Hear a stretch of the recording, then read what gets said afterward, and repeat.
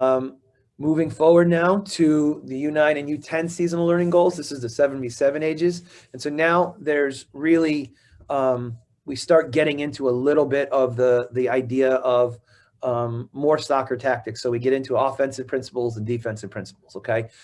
So the attacking principles that I'd like to share with you today are, again, the movements to make space. So now they're a little bit older.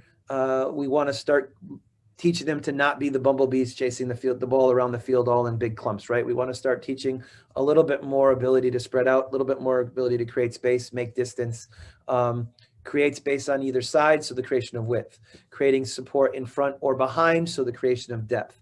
And then the checking runs versus runs in behind. How do we bring a defender away to open up space and then come to help the ball? Or versus how do I bring a defender in and then try to get in behind them and make myself available for the pass into that next space. Passing, receiving, and ball striking, again, we're building on the skills that we worked on in 4v4, working on receiving and passing on the ground, receiving and passing in the air, starting to learn to impart texture on the ball, learning to put spin, and again, this is something kids can play with. Can I bend the ball in with the outside of my right foot instead of the inside of my left foot? At this age, it isn't so much that we're going to be focusing on that as the end goal, but this is where we expose them to those types of skills so that they can start to play with it in their free time, so they can start to play with it in training, and they can start to develop those skills. And again, the earlier they're introduced, the more they are allowed to grow and flourish as they get older. Creation of overloads. So I think one of the biggest things for us to remember when we discuss attacking principles with the kids is that 1v1 is an overload, right? That's when we're numbers neutral, that's really an attacking moment. It's an opportunity for us as attacking players to express ourselves, to take on defenders and really encourage the taking risk, especially in the attacking parts of the field. So can we impart the idea that 1v1 is an overload? And then from there, recognizing the ball movements and the patterns in 2v1, recognizing the ball movements and patterns in 3v2. How do you break a 3v2 down to become a 1v1 moment or to become a 2v1 moment? And how do you isolate a defender in that way? Those are types of things that we want to start to encourage.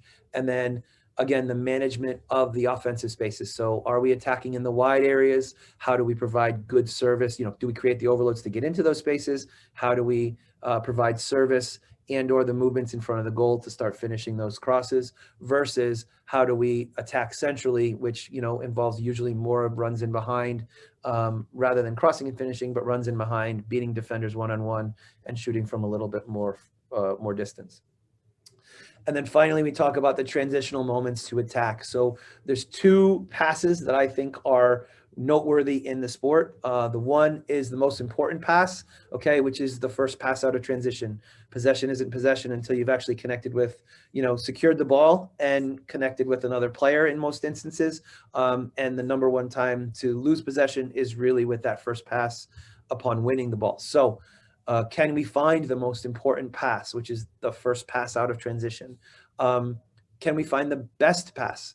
Okay, and that's usually the next look, which is the best pass would be the one that beats the most defenders. So if I'm looking to find the most important pass and then the best pass, then I'm looking to find a pass to secure possession and then find a pass to eliminate lines of the opposing defense to help my team advance the ball forward.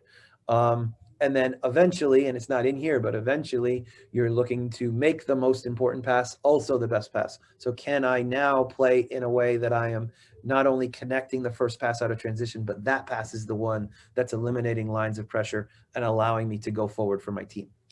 And then finally, how do we transition these moments into the other principles? So from those moments, transitional moments of attack, are we recognizing how to make space?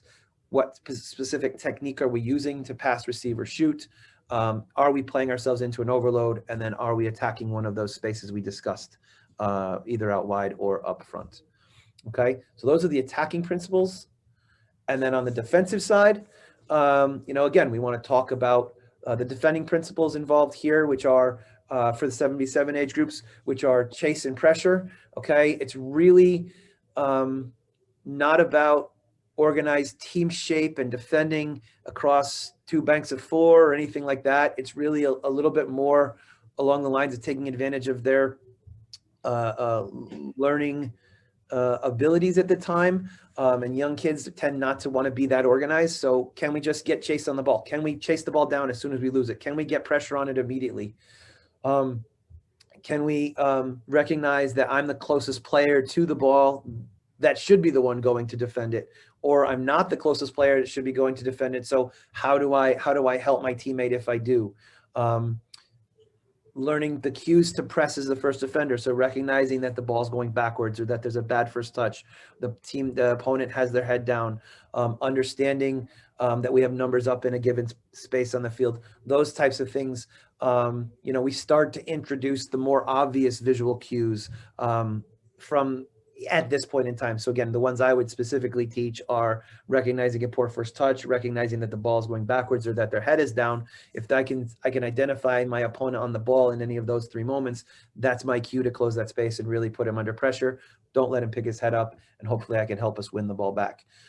Hunting the ball. So am I able to, this is the first piece of small group defending, right? So we are, talking about hunting in pairs, sometimes threes, providing a little bit of cover and balance, okay? But then also learning how to apply pressure, force the mistake, and maybe the second defender is the one that's winning the ball, okay? So defending in twos and threes can be very effective without worrying about the lines of the team and the organization of the team.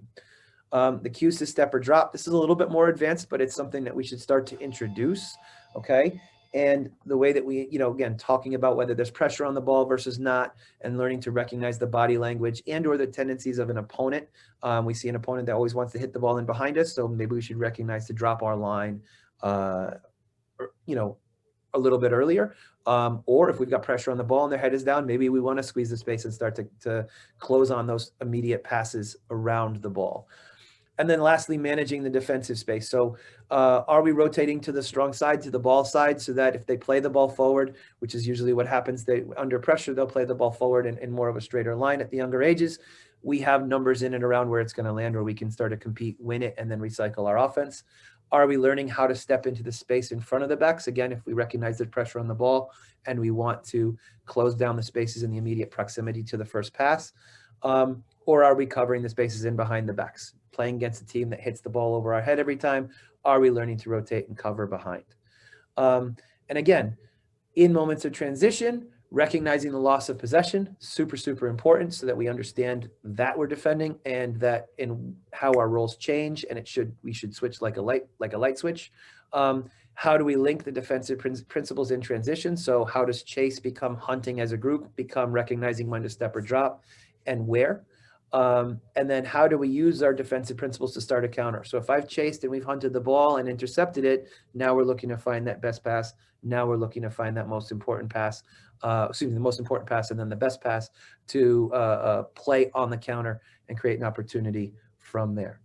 So that's everything. And wondering if anybody has any questions.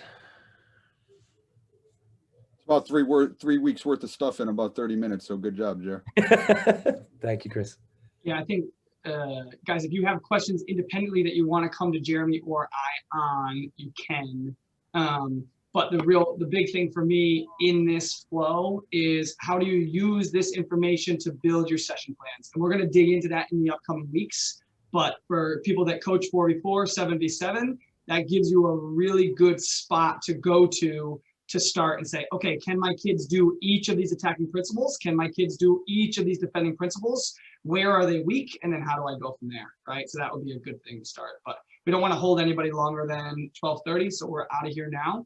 And then we'll take it from there. So just really quick before everybody goes, at the start of this, I did share an assignment in the Google Classroom with some questions and some follow-up questions. So please go in there, log in, answer those. It's in a Google form, so you should be able to answer them right in a Google form, similar to the way the quiz was.